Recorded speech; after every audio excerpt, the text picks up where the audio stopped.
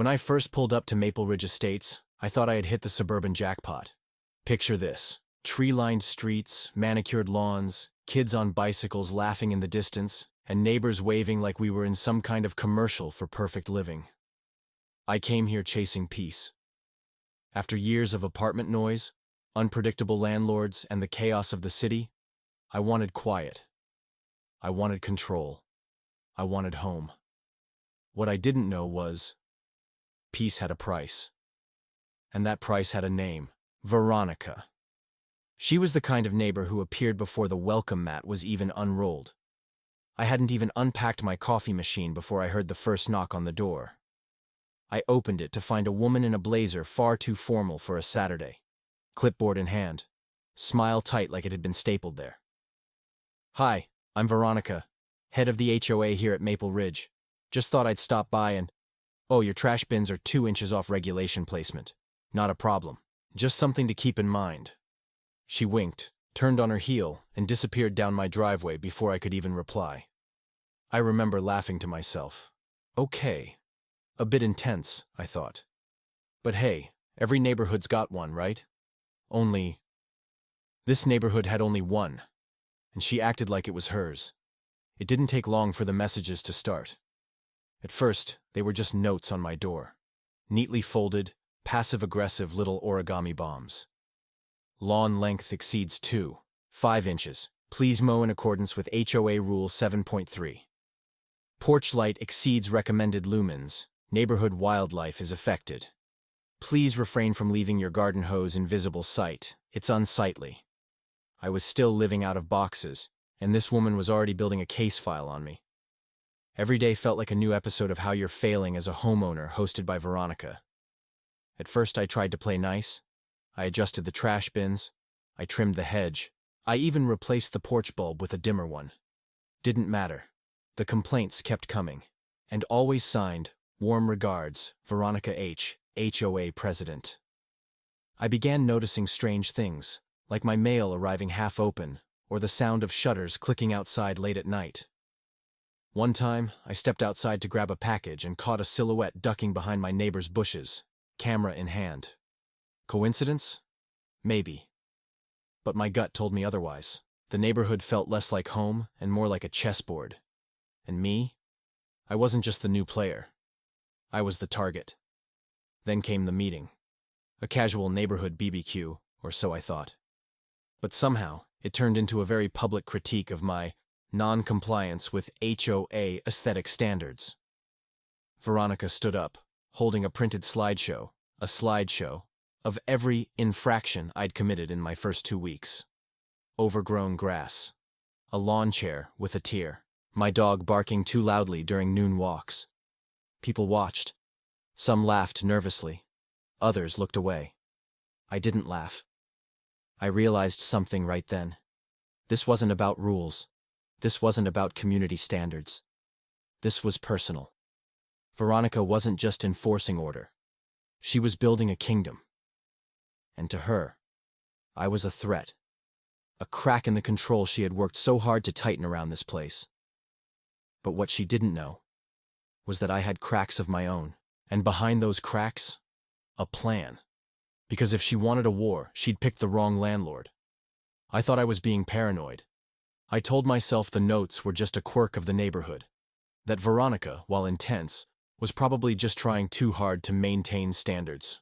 But that illusion shattered the morning I found a measuring tape stuck into my lawn. A little orange flag beside it labeled 3.1 inches. Seriously? My grass was too long by half an inch? That was the day I learned about Rule 7.4b of the Maple Ridge HOA.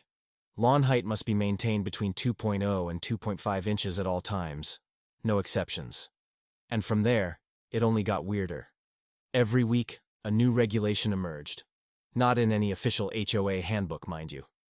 These were community expectations Veronica claimed had been passed by tradition. Trash bins could only be set out between 6 to 6:30 a.m. Garden hoses were to be coiled counterclockwise and stored in non-visible locations. Outdoor furniture must be earth-toned only. Even wind chimes? Banned. Veronica said they disturbed the birds. And every rule came with a warning.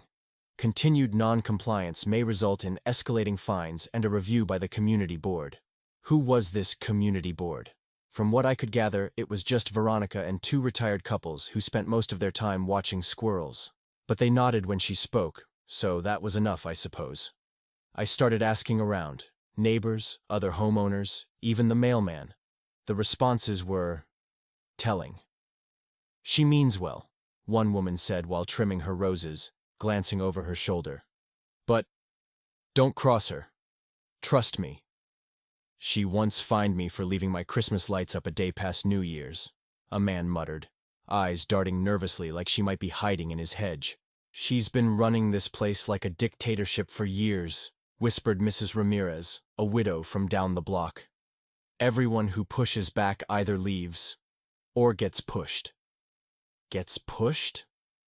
That line stuck with me. There were stories, quiet ones, exchanged in hushed tones. A young couple who moved in and lasted only 6 months. A single mother who got papered to death by fines until she sold the house. An elderly man who eventually gave up and moved in with family, unable to handle the constant harassment.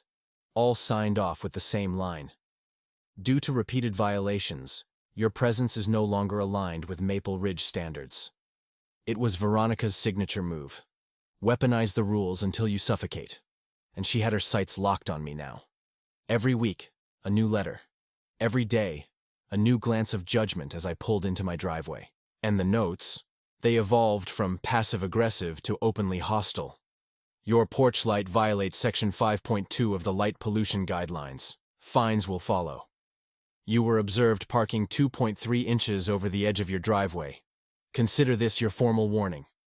Your dog barked for 18 consecutive seconds at 11:42 a.m. A neighbor has filed a noise complaint. She even posted a printed notice on the community bulletin board. New homeowners are expected to maintain the integrity of our shared values. Any deviation is grounds for community reassessment." Below it, a photo of my house. She didn't even try to be subtle anymore. But here's the twist she didn't see coming. I wasn't rattled. Not yet. I was documenting everything. Every letter, every threat, every bizarre rule. My security cameras caught her standing outside my house one night, clipboard in hand, literally measuring the distance between my trash bins and the curb. I recorded that, saved it, time-stamped it. Because I knew something she didn't. This wasn't just a neighbor feud anymore. This was chronic harassment, and harassment has legal consequences. Still, I waited. Because if there was one thing I had learned about people like Veronica, it's that they always overplay their hand. They always go one step too far. And when they do, that's when you strike. But the moment came faster than I expected. One morning, I opened my mailbox and found an envelope stamped with the HOA logo. Inside, a letter, typed in bold, with her signature in red ink. "After a series of documented violations, the HOA has deemed your residency incompatible with our community standards. You have 30 days to vacate the premises or face legal consequences, including potential foreclosure proceedings." Foreclosure. On a house I owned outright. I read it twice, then a third time. Then I laughed. Because Veronica had finally done it, she'd gone too far. And the best part? She had no idea that she was living in a house that I owned. Game on.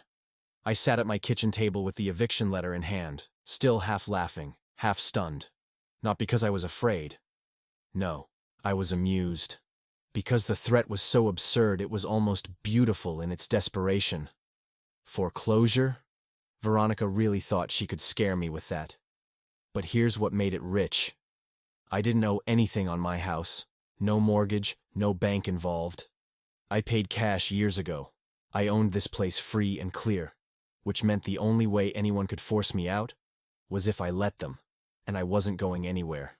Still, the word foreclosure stuck in my brain like a splinter. It wasn't a hollow threat, not entirely. Some HOAs had been known to exploit obscure rules and drown homeowners in fines until they defaulted under pressure.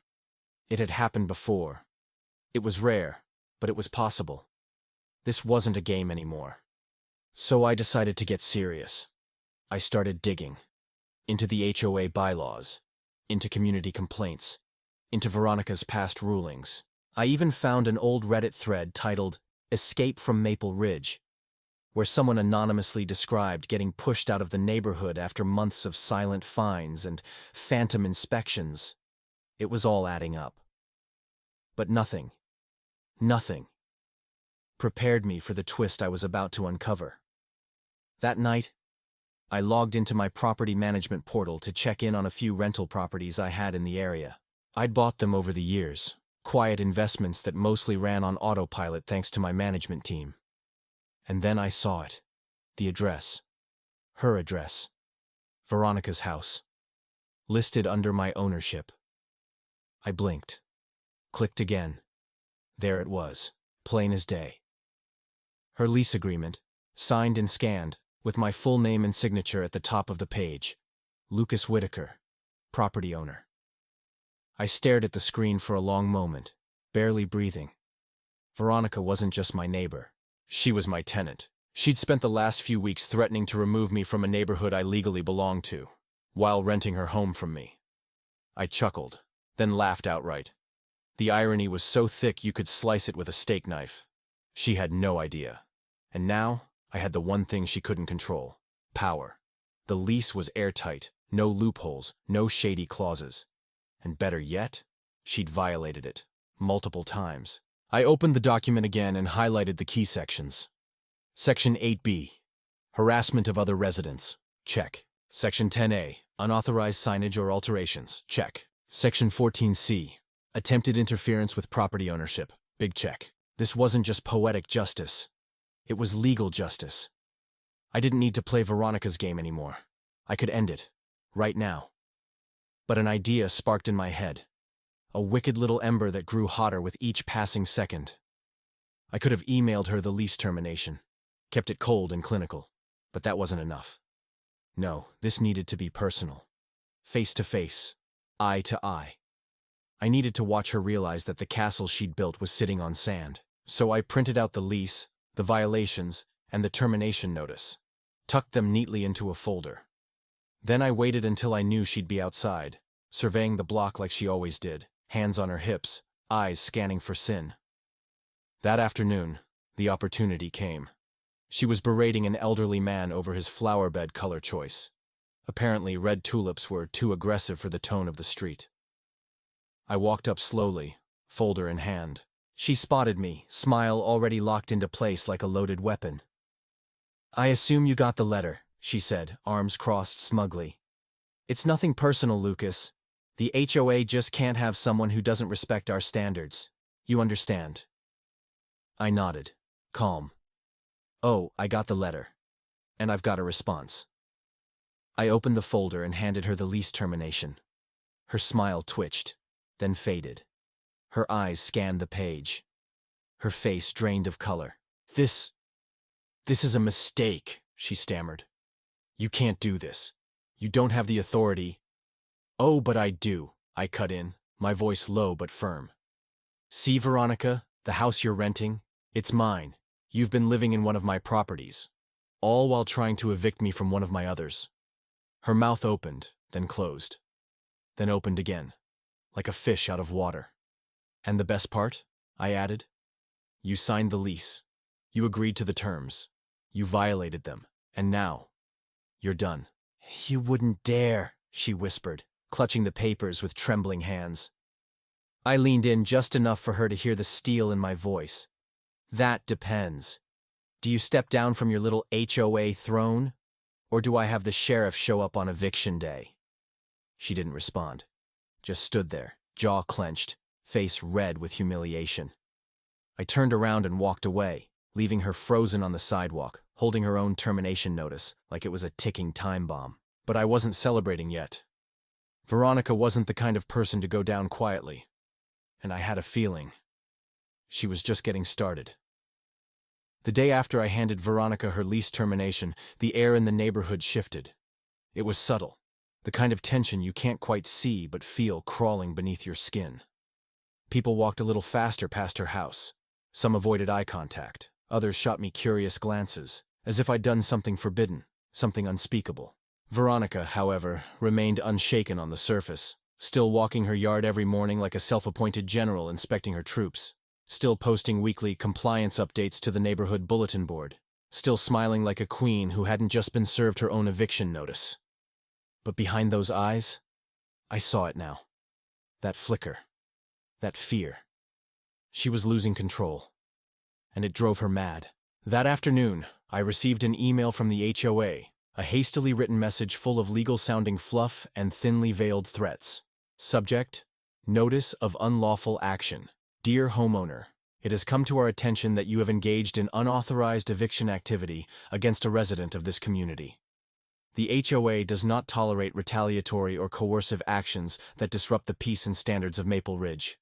Please consider this your formal warning. Further violations will result in fines and legal review. HOA Compliance Office. I almost choked on my coffee. The gall, the audacity. This was textbook Veronica, trying to use her fake crown to intimidate me with rules she didn't even understand. I didn't respond right away. I wanted it to simmer, let her think she was winning. Then I crafted my reply, surgically worded, every sentence sharpened like a blade. Subject: Notice of unlawful action. To whom it may concern, Veronica is not merely a resident. She is my tenant. I am the legal owner of the property she currently occupies, and the eviction is being carried out per state landlord-tenant laws after multiple documented lease violations. This matter falls entirely outside the scope of HOA authority. Any further interference may be considered legal harassment. Kindly forward this to your legal counsel if necessary. Best regards, Lucas Whitaker. I clicked send, sat back, and waited. The next morning, it escalated. A knock at my door. 2 police officers stood on my front porch, one with a notepad, the other with a practiced, neutral expression. Mr. Whitaker? One asked. I nodded. Let me guess. Veronica called you. The officers exchanged a quick glance. She claims you're threatening her, attempting an unlawful eviction, using intimidation tactics. I stepped aside, gesturing for them to come in. You're going to love this. I showed them everything. The signed lease, her violations, the official notice, the HOA letter, and my email response. Every paper was dated, stamped, and backed with evidence. I even queued up the camera footage of Veronica yelling at a neighbor over a recycling bin being the wrong shade of green. The officers flipped through the documents, one of them nodding slowly. This is solid, he muttered. Completely within your rights. The other officer sighed. Some people think HOA rules override state law. They don't. Before they left, I watched as one of them walked across the street and knocked on her door. I couldn't hear the full conversation, but I caught the end. Ma'am, this is a civil matter, not a police matter. Don't call us again unless there's a real emergency. The door slammed. That was the first real crack in her armor. But cracks don't mean surrender. They mean chaos is coming. And it did. The next day, Veronica stood on her lawn with a clipboard and a megaphone. I'm not joking. An actual megaphone. Attention Maple Ridge residents, she began, her voice loud and shrill. As president of the HOA, I am declaring a neighborhood emergency meeting regarding the unlawful behavior of a homeowner who is jeopardizing the peace of our community. Your attendance is mandatory. I watched from my porch, arms crossed, unbothered. Let her throw her tantrum. I had already filed the official eviction notice with the court. The clock was ticking. 30 days, and she was out. But Veronica wasn't going quietly. In the following week, she plastered posters around the block. Stop the illegal eviction, and protect Maple Ridge values. She even created a fake website called SaveOurStreet.org with a picture of my face under the headline, Investor Landlord Terrorizes Quiet Neighborhood. I wasn't mad. I was impressed. This woman had range, but beneath the dramatics, I could sense the panic setting in. Her smile was more forced, her movements twitchy. At night, her light stayed on late. I knew what she was doing, searching, planning, scheming. But it didn't matter, because I had the one thing she'd never get back, the law. A week later, I passed her on the sidewalk. We locked eyes. She sneered. You really think you're going to win this? I smiled. Veronica, I already have. She stopped, face tightening. You won't get away with this. Neither did you. Her fists clenched at her sides. I could tell she wanted to scream, but instead she stormed off without another word. The queen had been dethroned. She just hadn't accepted it yet. But eviction day was coming, and I was counting the hours. It wasn't until the flyers showed up that I realized Veronica had truly gone off the rails.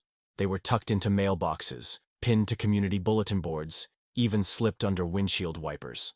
Bright red letters screamed from the top. Protect our community. Say no to predatory evictions. Below that, a picture of me, taken from God knows where, with the caption, "Outsider landlord targets longtime resident." It was pure propaganda, fear-mongering fiction dressed up in self-righteous concern. And yet, a few neighbors started avoiding eye contact again. Some even crossed the street when they saw me coming. Veronica was trying to poison the well, paint me as a heartless villain trying to uproot the soul of the neighborhood. What she didn't know? I wasn't playing defense anymore. The eviction notice had already been filed with the court. My case was airtight. Her lease violations were stacked in a neat little file that even the most lenient judge couldn't ignore. Still, I knew Veronica wouldn't go down with grace. She wasn't wired for quiet surrender. She needed drama, needed to feel like she was still in control, even as the walls closed in. That's when the real sabotage began. One night, I returned home to find the floodlights in my front yard smashed. Shards of glass glittered in the grass like tiny teeth. Another morning, my mailbox had been left wide open, its contents soaked from the sprinkler system. And then there was the phone call. A breathless whisper. No caller ID, no words. Just breathing. Petty? Yes. But petty from someone who was desperate. Then came the HOA again. Another email. This one with more teeth. Subject: Community Legal Concerns. Dear Mr. Whitaker, it has come to our attention that your actions may be violating Section 12(1) of our bylaws, specifically relating to community retaliation and psychological disruption of residents. We request an immediate cease and desist from all eviction-related activity, pending further investigation. Sincerely, HOA Compliance Team. I laughed. Section 12.1? There was no Section 12.1. I checked. Twice. Veronica was inventing rules now, fabricating law. Still, I knew I had to respond, not just for myself, but to set a precedent. I fired off a reply that was equal parts professionalism and thinly veiled warning. Dear HOA, as I've explained previously, this is a matter of landlord-tenant law and falls outside the jurisdiction of your organization. Continued attempts to obstruct a lawful eviction may constitute legal harassment. Please refer all future concerns to my attorney. Kindly refrain from contacting me further unless it pertains to actual HOA business. Regards, Lucas Whitaker. I copied my lawyer on the thread. I also forwarded everything to the county court. Every bizarre threat, every falsified bylaw, every digitally enhanced neighborhood smear campaign. And still, Veronica kept going. By day 20 of the eviction notice, she was unraveling in public. I caught her yelling at a neighbor's dog for blinking too loudly. She stood on her porch in a bathrobe, shouting into her phone about deep state property takeovers. The mask had finally slipped. Gone was the polished woman with the clipboard and condescending smile. In her place stood someone unhinged, someone who had spent years controlling everything and couldn't stomach losing even a shred of it. I watched it all from a distance. Not with pity, not with triumph, with clarity. Because power doesn't corrupt. It reveals. And Veronica, revealed under pressure, was every bit the tyrant I suspected she was from the beginning. But the final nail didn't come from me. It came from silence. The HOA, her beloved weapon, stopped responding. Emails bounced. Meetings were mysteriously rescheduled. Rumor had it several members were quietly stepping down, unwilling to be dragged into her personal war. She was alone now, and the clock was running out. I gave her 30 days. She had 7 left, and I already knew she wasn't packing. Not a single box, no moving van, no farewell notes. She still believed she could win, or at least delay the inevitable. But the sheriff's department doesn't deal in delusions, and I'd already filed the final notice.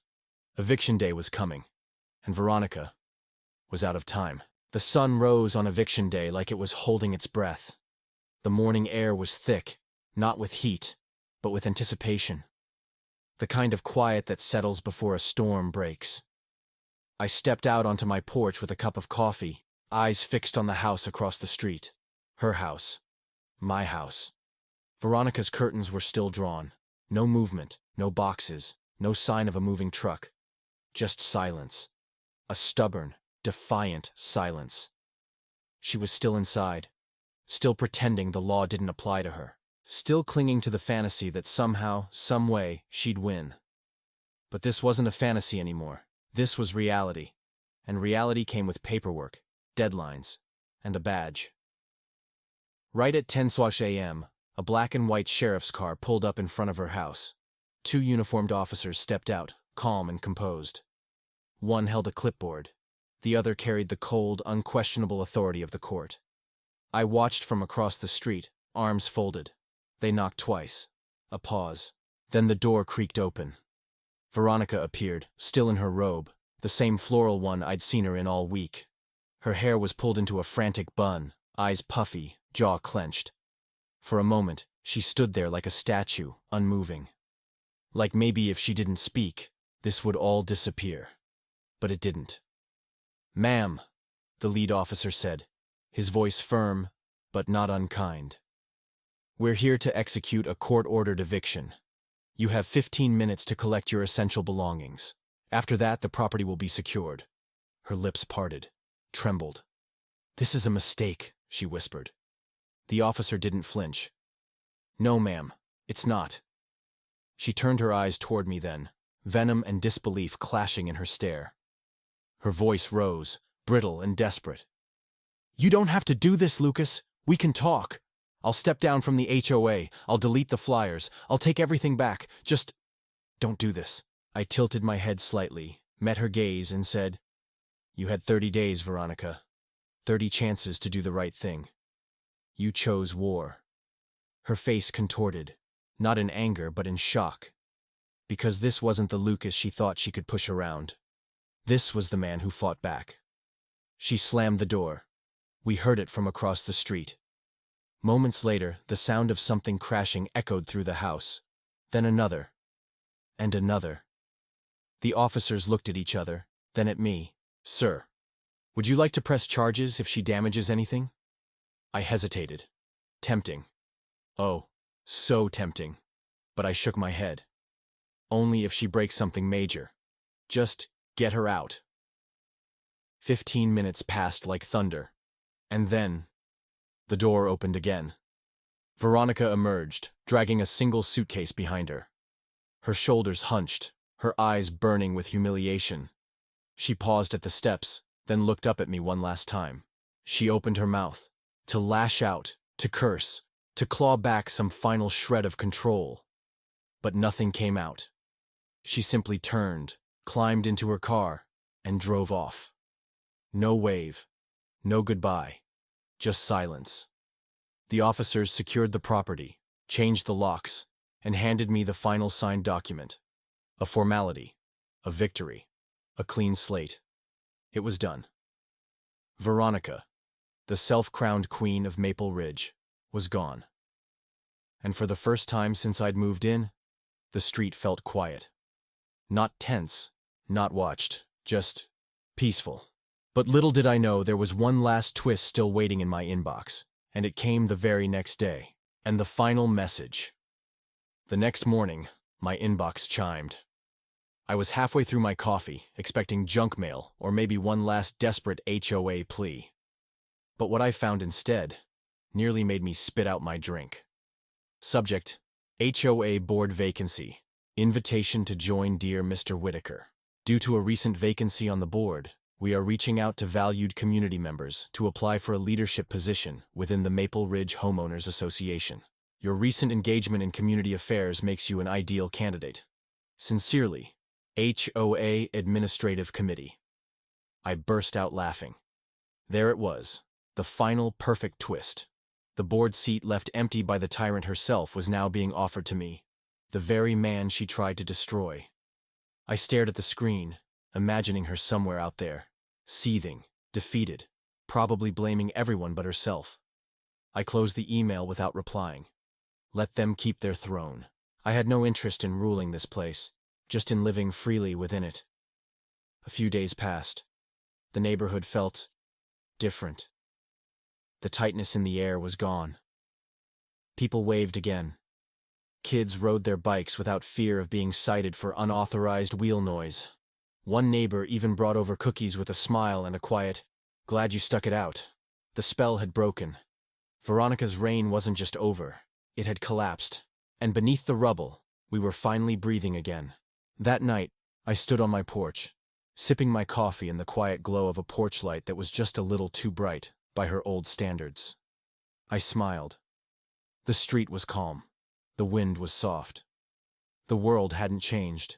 Just one person had been removed. And somehow, that had changed everything. Final message. Power doesn't belong to those who scream the loudest or hold the most rules. It belongs to those who stand their ground, calmly, legally, relentlessly, when they're being pushed around. Veronica thought she owned the neighborhood. But the truth? She was just renting space in a world she never really controlled. And in the end, justice wasn't loud. It was quiet. It was paperwork. It was a man with a folder and a plan. Some stories don't end with fireworks. They don't crash in a final scream or explode in a dramatic last word. Sometimes the most powerful endings come quietly, in the rustle of wind against empty windows, in the stillness left behind when a storm has passed. And that's exactly how Veronica's reign ended. Not with a courtroom battle, not with a dramatic breakdown under the weight of her lies, but with a slow, steady unraveling, one she stitched herself over years of fear and control, until finally it collapsed under its own weight. For weeks after she left, her house sat empty, quiet, as if it too needed to catch its breath.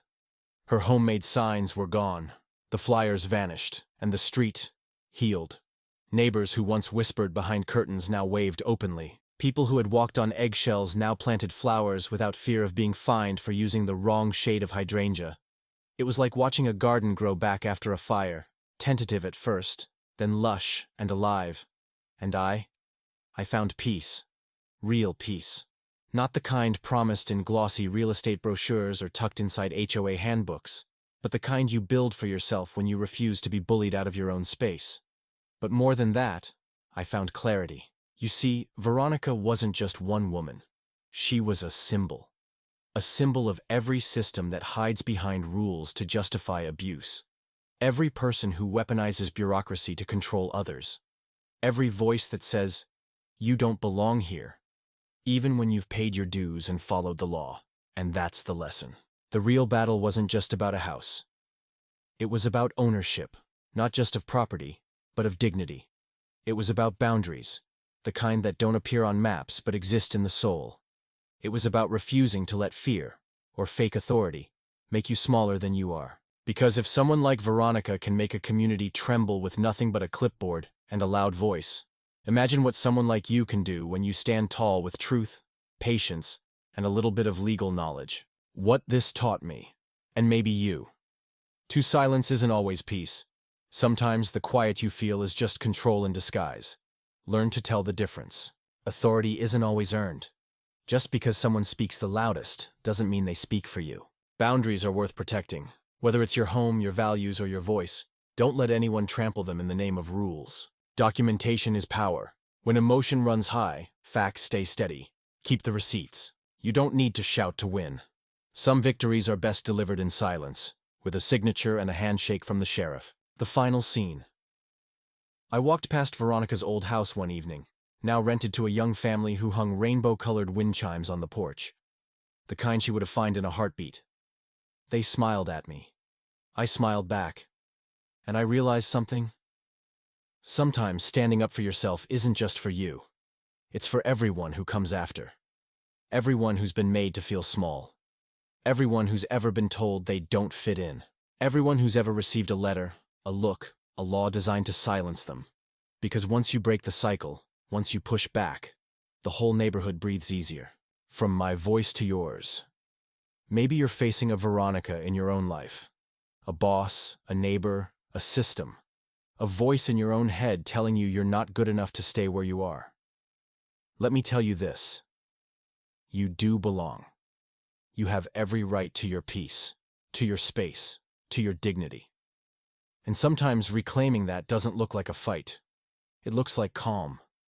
It looks like truth. It looks like holding your ground and letting the facts speak louder than fear. And so, the question is, what are you ready to reclaim? What part of your life have you allowed someone else to manage for too long? And what would happen if today was the day you took it back? If this story moved you, made you think, or reminded you of your own quiet battles, don't forget to like, comment, and share your experience below. Because stories like these aren't just meant to be watched. They're meant to be felt, to spark something inside you. And if you want more powerful, real-world stories that stir the soul and shift perspective, make sure you subscribe to the Story Forge and follow for the next chapter. This is more than a channel. This is a movement of voices, loud and quiet, that refuse to be silenced. Thanks for listening. We're just getting started.